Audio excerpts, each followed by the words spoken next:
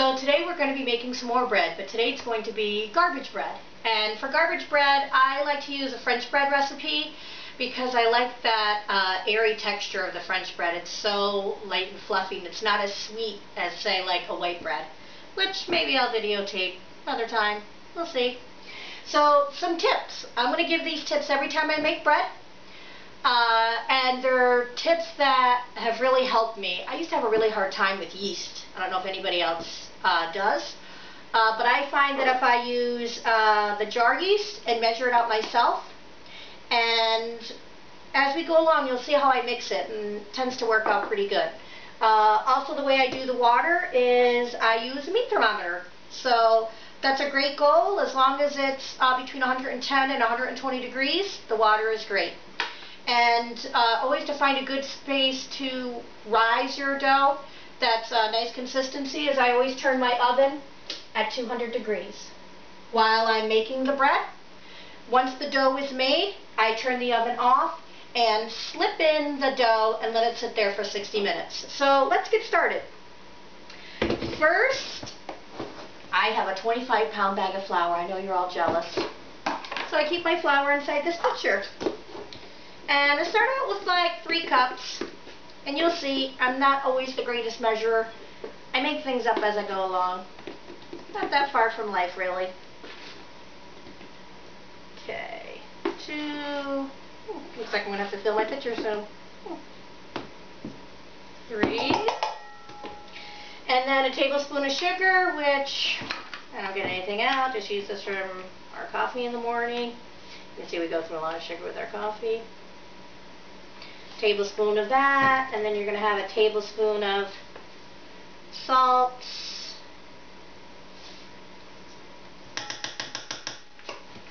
and then you're going to have, and then you're going to have 2 or 3 tablespoons of shortening. Pampered Chef, I love it. Oops. No charge for the fallen plastic. These are great. I sold Pampered Chef for a long time. Many, many moons ago. So their products are great. If you ever have an opportunity to get them, I suggest you do. Almost my whole kitchen is Pampered Chef products.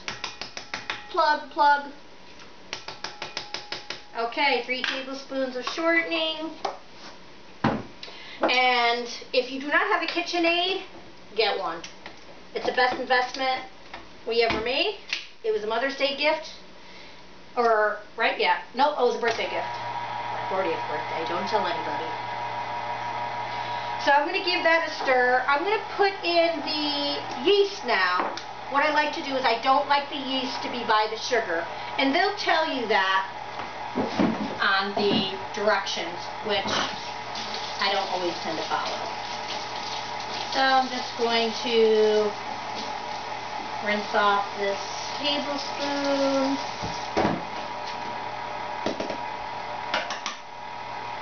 So what do we have here? 2 1/4 teaspoons of yeast is 1 package. So I do 4 1/2 teaspoons of yeast. I start out with 2 1/2 teaspoons in, and then 2 teaspoons in. Now, I keep my tap water really hot. It's usually about 150 degrees. So I'm going to let the tap water run for a minute. Get my spatula here.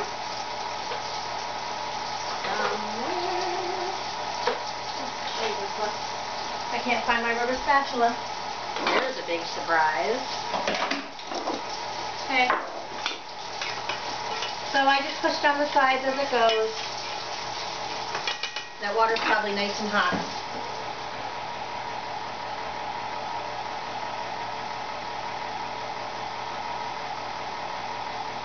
I know the sound of the KitchenAid is hypnotizing, isn't it? I'm just getting back. Let's see.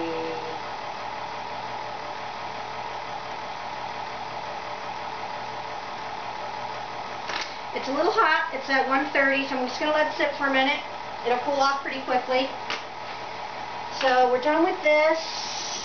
We're done with this. Put this away.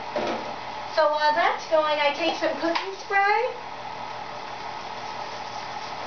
And I use another stainless steel bowl. And then I'm going to get some plastic wrap.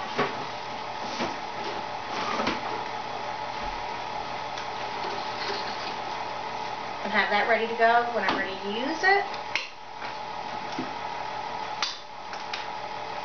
And this isn't cooling off, so I'm going to add a little bit of cold water. Bingo.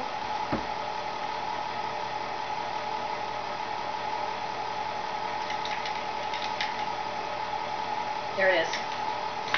Okay, slowly going to add the water. About half of it. I'm going to bring down the sides.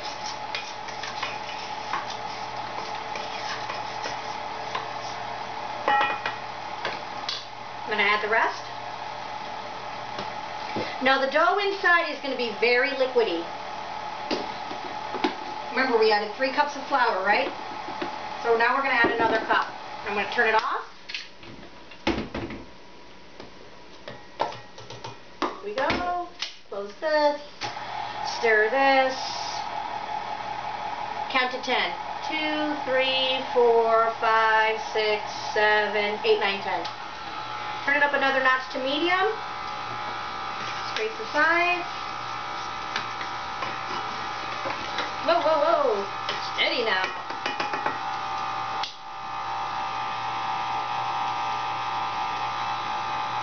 And then just one more time. I'm just trying to incorporate the flour. This is actually also adding a lot of air.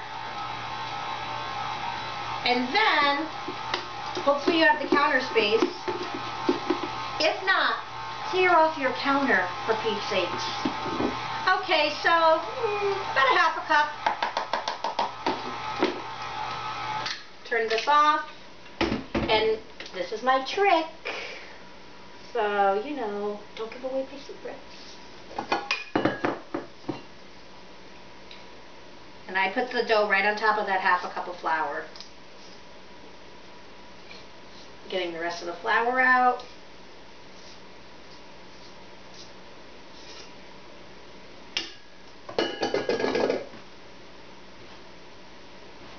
It's going to be gooey. Of course, you always want to make sure that you're washing off your counter. And if you don't wash off your counter, then you're watching the wrong show.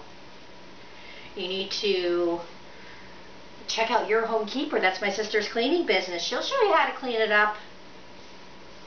Another plug.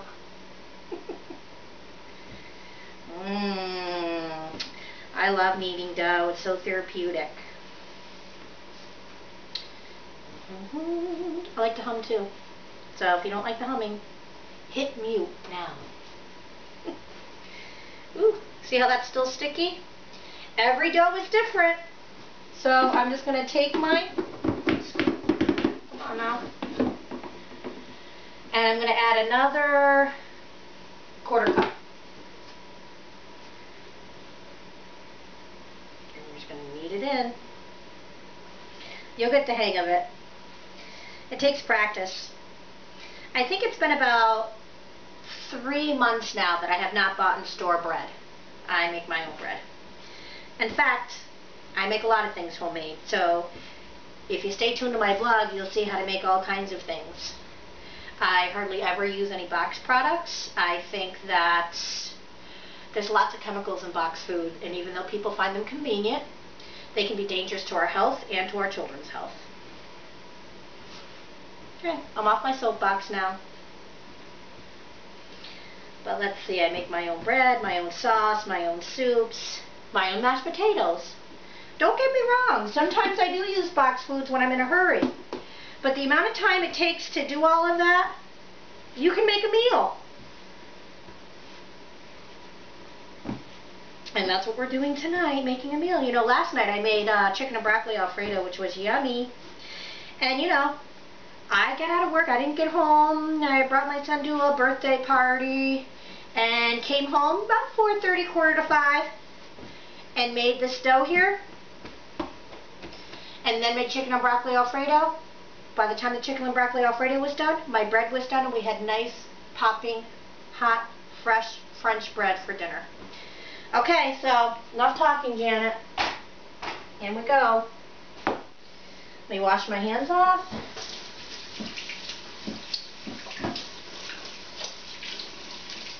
Talk amongst yourselves.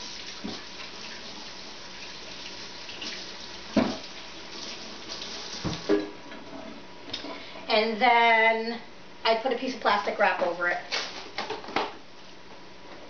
Turn off my oven. Don't forget to do that. I've done that before and baked my bread or my dough without it being risen. It's pretty tough and a heavy bread. Okay, so in it goes.